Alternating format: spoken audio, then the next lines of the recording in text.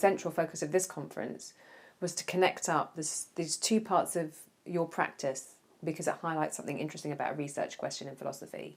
And this is the connections that we have between our visual senses, our visual sense, if you like, and our experiences of the visual and our experiences of kind of the auditory or sound, and how these might all tie in with our experience of something much more internal, the emotions. So I'm delighted that we're here. I've got this privilege of being with you at your studio, because now we're going to talk about the visual music, the visual part of the music that goes with the performances that we've heard. So can I ask you, just first of all, if you talk us through each of the pieces, Okay. how they came about. So we started with this one. Okay. It's called Lila, and it's about 7 or 8 small pencil dots which signify notes. Right.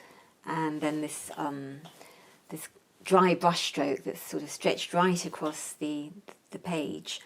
And I've called it Lila, which Lal in Hindi is red, and Lila means play. So it's a play on red, but it's also a play on Lal Kila.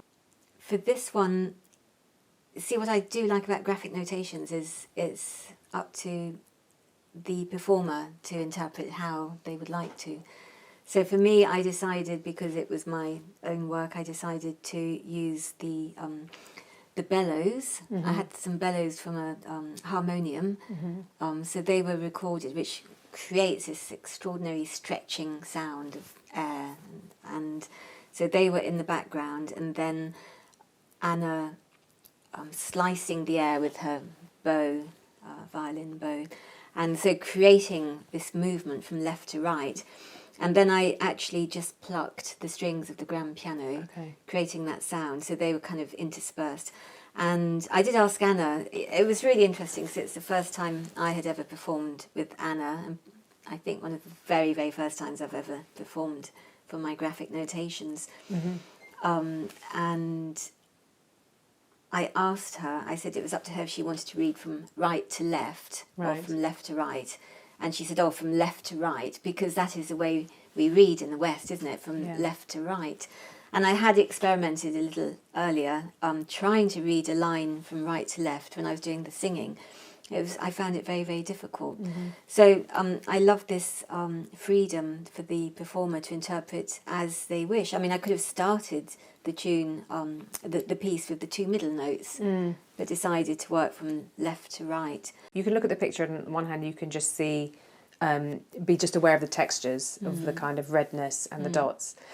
But the minute you start trying to think of it in terms of the music, the pictorial space just opened up immediately. The way you were speaking, there was just suddenly a depth. You talked about this background, and then the background became the sort of bass or the background of the music, and in front became the plucking strings. That's how, that's what I heard.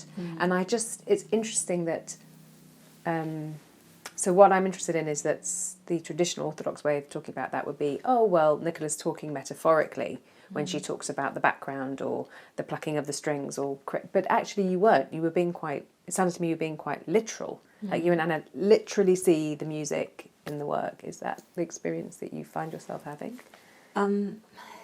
Yes, I mean, it's hard to put into words. I suppose there's a kind of spatial of placing oneself within that image and working out. I think because music breaks away from 2 dimensions, obviously. So we're working in time and space. And going back to the earlier conversation about static lines, once you get into the spatial dimension of sound, so you're having to read this in a different way. So it's almost like, I mean, I've not really thought about this before, but it's actually, yes, it's breaking out, and